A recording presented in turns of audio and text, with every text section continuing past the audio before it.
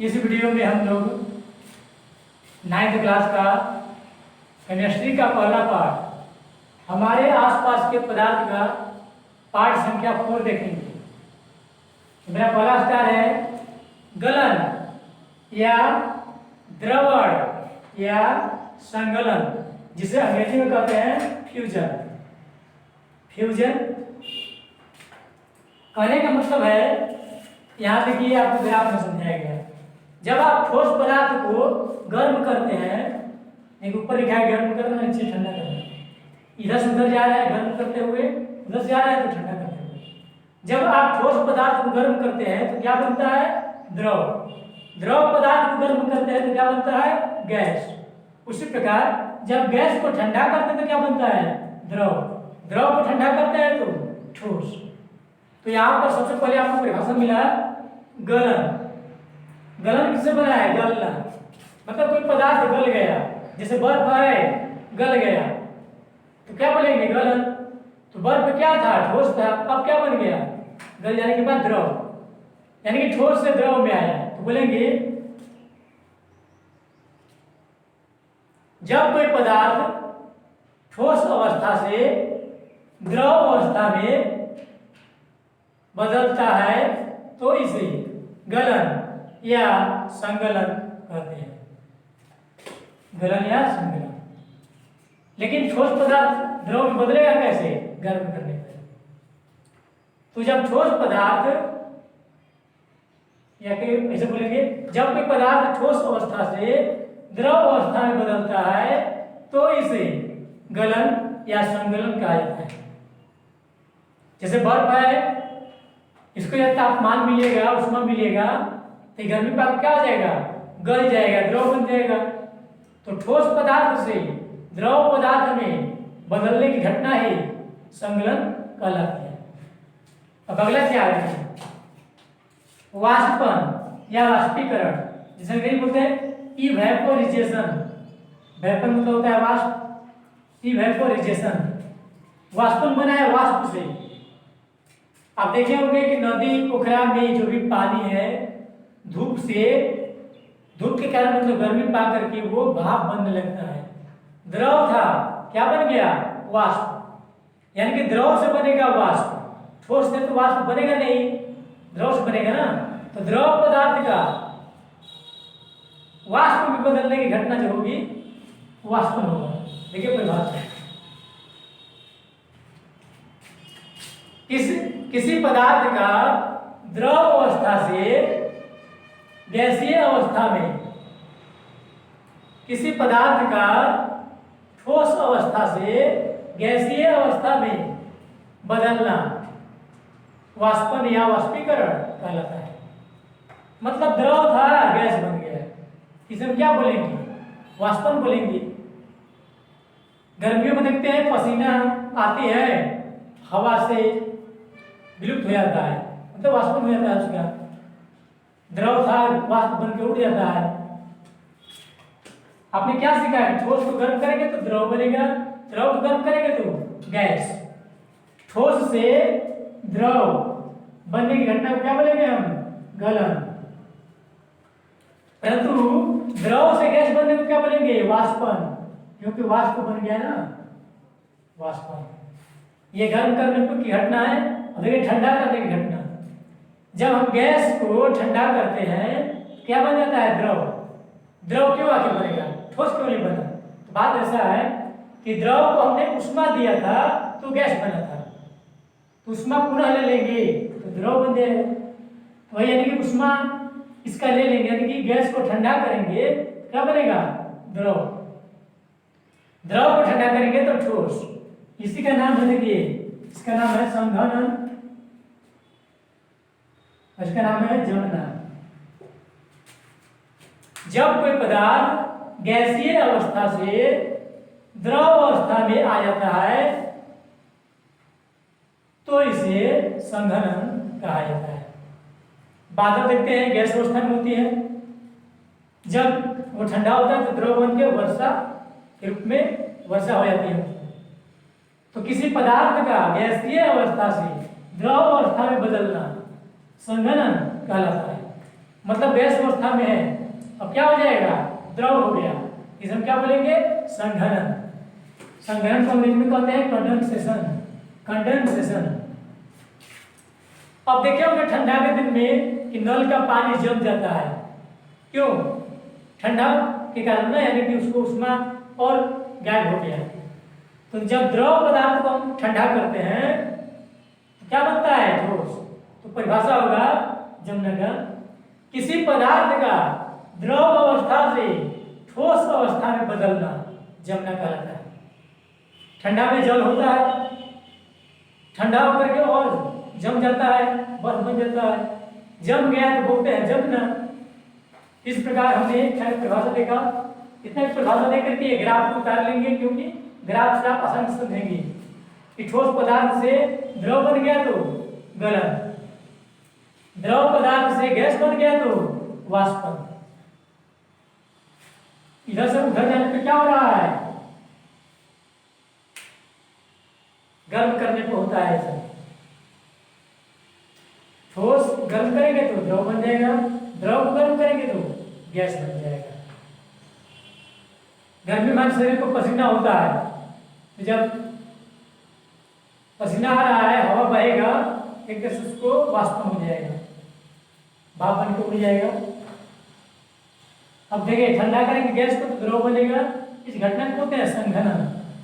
द्रव को ठंडा करेंगे तो ठोस बनेगा, इसको क्या कहते हैं, जमना। अब चलते हैं नेक्स्ट स्टार पे।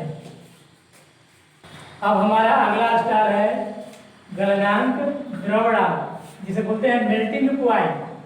फिर एक क्वथनांक जिसे बोलते हैं बॉइलिंग पॉइंट। बॉइल का मतलब होता है उबलना। संघनांक कंडेंसेशन पॉइंट, हिमांक फ्रीजिंग पॉइंट, ऊर्ध्वपातन है सब्लिमेशन। इतना को हम परिभाषा देखेंगे। तो कहने का मतलब आप यहाँ ग्राफ में समझे थे कि ठोस पदार्थ का द्रव में बदलना क्या कहलाता है, गलन। ठोस पदार्थ का द्रव में बदलना गलन कहलाता है।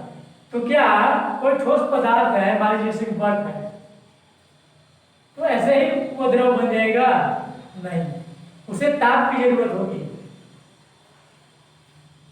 ताप देते रहेंगे, उष्मा देते रहेंगे, उष्मा देते देते देते उसको इतना उसको मिल जाएगा निश्चित मात्रा में, एक निश्चित मात्रा के बाद वो गलना स्टार्ट हो जाएगा। कहने का मतलब ये मार्कर है, हम इसे आग लगा रहे हैं, तुरंत आग लग जाएगा नहीं, पहले प्रज्वलन ताप पहुंचेगा इसका।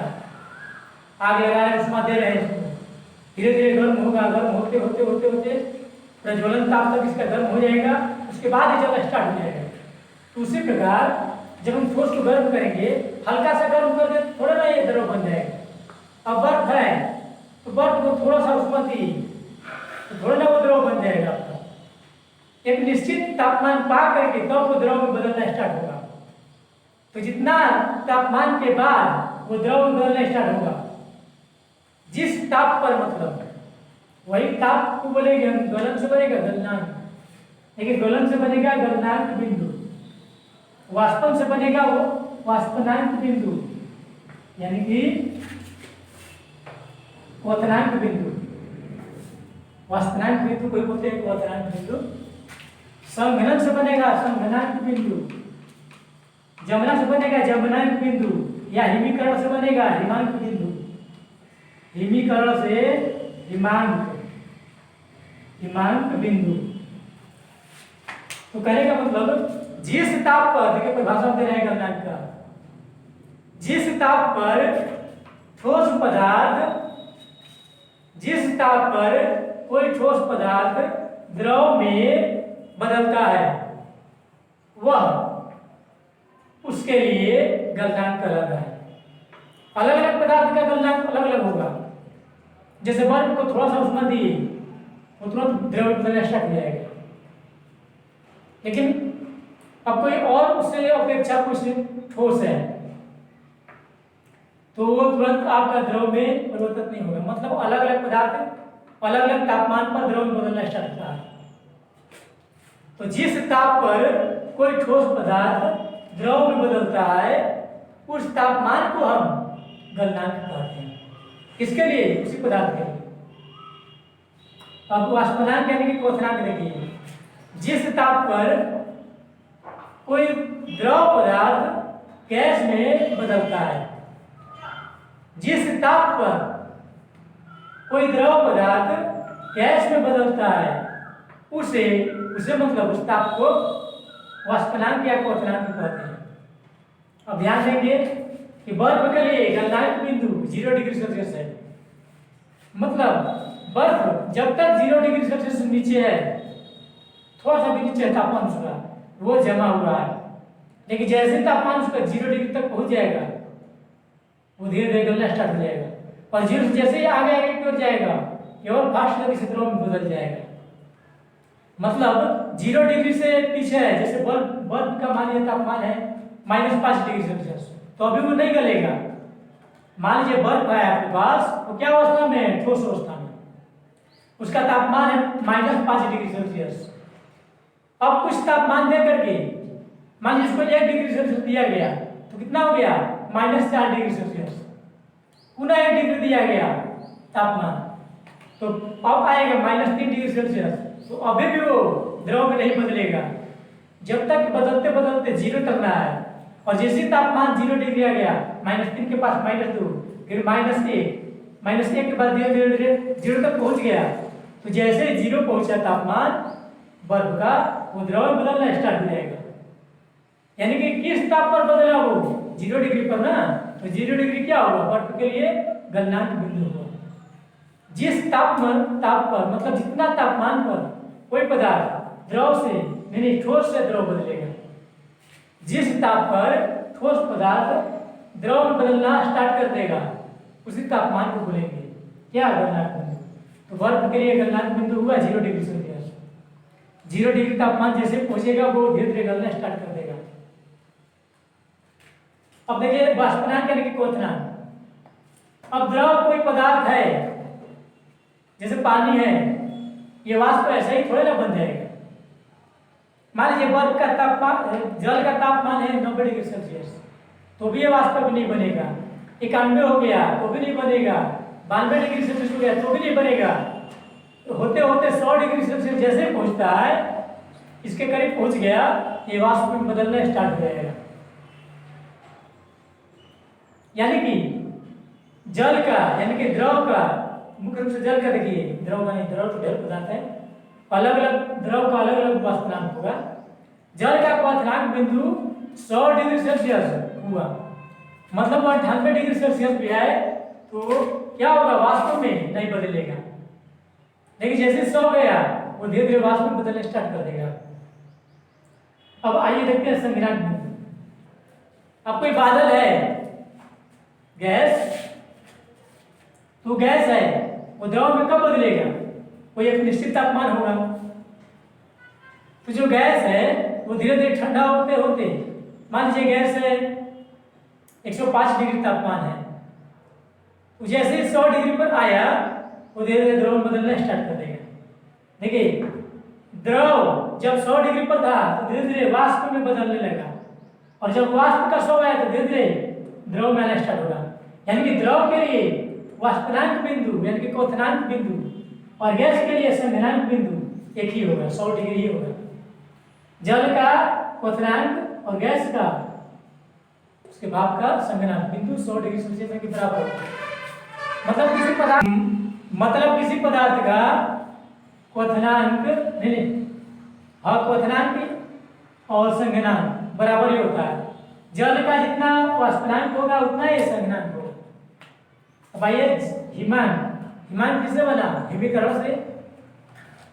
तो जिस ताप पर आप जानते हैं ना कि द्रव को ठंडा करते हैं तो ठोस बनता है, तो जिस ताप पर कोई द्रव पदार्थ ठोस में बदलता है, जिस ताप पर कोई द्रव पदार्थ ठोस में बदलता है उसे हिमांक बिंदु कहते हैं। गलनांक बिंदु हिमांक बिंदु बराबर होगा किसी पदार्थ के लिए, जैसे वाष्पनांक बिंदु संज्ञानांक बिंदु बराबर था। इस प्रकार हमने इतना को समझा। अब ये देखो ऊर्ध्वपात। आपने पीछे पढ़ा है कि जब ठोस पदार्थ को गर्म करते हैं तो पहले वो द्रव आता है, बनता है, इसके बाद हम द्रव को गर्म करेंगे तब गैस में जाता है।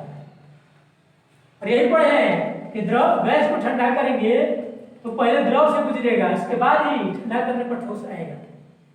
लेकिन प्रकृति में कुछ इसके अपवाद भी है। कुछ ऐसे ठोस पदार्थ हैं जिसे गर्म करते हैं तो डायरेक्ट वो गैस में बदल जाता है। अभी आपने क्या सीखा कि ठोस को गर्म करते हैं तो द्रव बनता है, लेकिन कुछ ऐसे पदार्थ हैं कि ठोस है और उसे गर्म करेंगे तो डायरेक्ट गैस में बदल जाएगा, बगैर द्रव में बदले हुए। और उस पदार्थ को मान लीजिए गैस बन गया, अब गैसीय अवस्था से ठंडा करते हैं तो डायरेक्ट वो ठोस में आ जाएगा, मतलब द्रव को नहीं छुएगा। तो ऐसे ही पदार्थ होते हैं ऊर्ध्वपातित, और इस घटना का नाम है ऊर्ध्वपातन, सब्लिमेशन। देखिए बोलेंगे वैसे पदार्थ, वैसे ठोस पदार्थ, बोलिए कुछ ऐसे पदार्थ होते हैं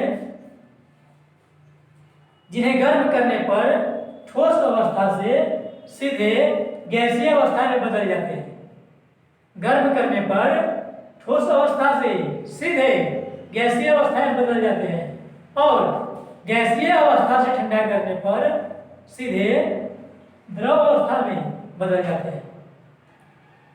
वे ऊर्ध्वपातित पदार्थ कहलाते हैं और इस घटना को ऊर्ध्वपातन कहते हैं। मतलब कहने का कुछ ऐसे पदार्थ होते हैं जिन्हें गर्म करने पर ठोस अवस्था से सीधे गैसीय अवस्था में चला जाता है, और फिर गैसीय अवस्था से ठंडा करते हैं तो सीधे ठोस अवस्था में रहता है। एग्जाम्पल में देखिए कपूर। कपूर ठोस पदार्थ है, जब जो खुली वायु में छोड़ते हैं तो उसमें पाकर क्या होता है, ठोस से द्रव में नहीं आता है, सीधे वो गैस बन जाता है, उड़ जाता है। लेकिन उस कपूर के गैस को ठंडा करते हैं तो द्रव में नहीं आता है, सीधे ठोस बन जाता है। तो कहने का मतलब वैसे पदार्थ जिन्हें गर्म करने पर ठोस अवस्था से सीधे गैसीय अवस्था में बदल जाते हैं, और गैसीय अवस्था से ठंडा करने पर सीधे ठोस अवस्था में बदल जाते हैं, ऊर्ध्वपातित पदार्थ कहलाते हैं। और इस घटना को, इस गुण को ऊर्ध्वपातन कहते हैं, सब्लिमेशन। एग्जाम्पल, ऊर्ध्वपातित पदार्थ कौन कौन है देखिए, iodine, Kapoor, ammonium chloride, anthracene, naphthalene की गोलियां, ये सब ऐसे पदार्थ हैं कि ठोस से डायरेक्ट गैस में, गैस से डायरेक्ट ठोस में आता है। अब चलिए नेक्स्ट स्टार पे चलते हैं। हमारा अगला स्टार है वाष्पन और क्वथन में अंतर। आपने पीछे पढ़ा है कि वाष्पन क्या होता है। मान लीजिए कोई द्रव पदार्थ है, अब द्रव से वो गैस में बदलने लगता है, इसी क्रिया का नाम क्या देते हैं हम लोग, वाष्पन। लेकिन जो क्वथन होता है इसको एक तरह से बोलता है उबलना।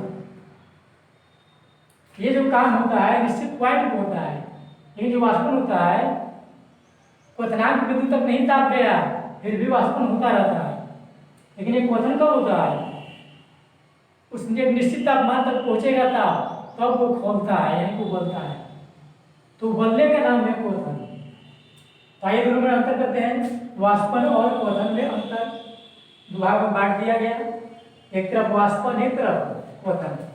नंबर 1 पर देखिए,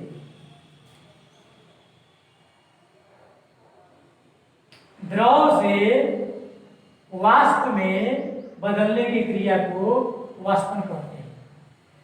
मतलब कोई पदार्थ द्रव अवस्था में है, अब गैस अवस्था में जाने लगेगा, इसको क्रिया को क्या बोलेंगे हम, वाष्पन बोलेंगे। क्वथनांक से नीचे, क्वथनांक जो बिंदु होता है ना उससे नीचे पर ये ऐसा घटने घटती है। जैसे हमने बताया ना कि जल के लिए क्वथनांक बिंदु कितना होता है, 100 डिग्री सेल्सियस। तो उससे नीचे का तापमान कुछ भी हो, वो द्रव जो है धीरे धीरे वाष्प में बदलता ही रहेगा। तो द्रव से वाष्प में बदलने की क्रिया को वाष्पन कहते हैं। अब ये देखिए, एक निश्चित तापमान पर द्रव के उबलने की क्रिया को क्वथन कहते हैं। एक निश्चित ताप पर द्रव के उबलने की क्रिया को क्वथन कहते हैं। जब द्रव खोलने लगा, उबलने लगा, उसको बोलने लगा क्वथन। लेकिन खोल नहीं रहा है, उबल नहीं रहा है, तो इसका मतलब ये हुआ कि उसको तापमान की अभी और आवश्यकता है, क्योंकि क्वथन होने के लिए एक निश्चित तापमान चाहिए। जो वाष्पन है इसके लिए निश्चित तापमान नहीं चाहिए, इसलिए हमेशा होता रहता है। दोनों को देखिए, यह मंद क्रिया है, यह तीव्र क्रिया है। मतलब वाष्पन जो है धीरे धीरे होती है, लेकिन जो क्वथन है फास्ट होती है, क्योंकि उसको बिंदु तक तापमान मिल चुका होता है। 3, यह क्रिया बाह्य सतह से होती है। मतलब कहीं नदी है, पोखरा है, या कहीं भी पानी है, तो वाष्प में कहां से बदलेगा? ऊपरी सतह से। यह क्रिया बाह्य सतह से होती है। यह क्रिया संपूर्ण द्रव में होती है। मतलब जो खोलता है, उबलता है, कि पूरा द्रव चारों ओर से उबलता है, ऊपर नीचे बीच चारों ओर सभी जगह। तो जो वाष्पन की क्रिया है केवल सतह पर होगी, लेकिन क्वथन पूरे द्रव में होगा। 4 देखिए, इससे तापमान में कमी आती है। इस समय तापमान नियत रहता है। मतलब जब मान लीजिए कोई जल है, तो वाष्पन क्यों होता है? जल के पास जो उष्मा है वो धीरे धीरे वाष्प बन के उड़ गया, तो उसमें से उष्मा निकल जाता है, तो वही ठंडा हो जाता है पानी। मतलब वाष्पन क्रिया होती है, तो जिस द्रव का वाष्पन हुआ वो द्रव ठंडा हो जाएगा, क्योंकि वाष्पन होने के लिए ताप की जरूरत पड़ती है, और जो ताप है बाहर निकलता जाता है। जो उसका अतिरिक्त उष्मा होता है उसको वाष्प में बदलने का काम करता है। यानी कि वाष्प में बदलने के लिए क्या है? खर्च हुई उष्मा। यानी कि जो उष्मा है कुछ वाष्प में बदलने में खर्च हो गई, तो पानी क्या हो गया? उसका निकल गया तो ठंडे ना हो गया। गर्मियों में आप देखते होंगे घड़ा का पानी ठंडा लगता होगा, कैसे? तो उसका जो पानी है उसका कुछ वाष्प में बदल रहा है, मान लीजिए, या कहीं भी पानी वाष्प में बदल रहा है, तो वाष्प में क्यों बदला? जो उसका उष्मा है वही पानी को उड़ाया वाष्प भाप बना करके, तो उष्मा के साथ निकल जाता है। तो जो उष्मा निकल गया जितना, उतना उसके पास ठंडक आ जाती है। पसीना में शरीर पर आता है गर्मियों में, जब वो पसीना सूखता है तो वो ठंडक महसूस होती है। क्यों? क्योंकि वो पसीना को वाष्प में बदलने के लिए उष्मा चाहिए, और उष्मा कहाँ से मिला? हम लोग को बॉडी से। हमें का जो बॉडी का उष्मा था वो पसीना को वाष्प में बदलने में खर्च हो गई, तो हम लोग के बॉडी में उष्मा की मात्रा कम हो गई, मतलब लोग ठंडा हो जाते हैं, ठंडक महसूस करते हैं। तो क्या हुआ? वाष्पन में यानी कि इससे तापमान में कमी आती है। इस समय ताप नियत रहता है, खोलते समय ताप निश्चित रहता है, खोलता रहता है। 5वां, यह सभी ताप पर होता है। मतलब जरूरी नहीं है कि 90 डिग्री है तो ही को वाष्पन होगा। जल कहीं भी हो हमेशा वाष्प बनता रहेगा, तापमान बढ़े या घटे, हर तापमान पर यह संभव है। देखते हैं बरसात के दिन में भी कपड़ा सूख जाती है। हाँ, देर से सूखती है, लेकिन सूखती है ना। गर्मियों में भी सूख जाती है तेजी से। तो कहने का मतलब क्यों? यानी कि हर ताप पर वाष्पन होती है तब ना। गर्मी में ज्यादा तापमान होता है और बरसात में तापमान बहुत कम होता है, फिर भी देखिए बरसात में भी कपड़ा सूख जाता है और गर्मियों में भी। यानी कि वाष्पन की क्रिया हर तापमान पे संभव है।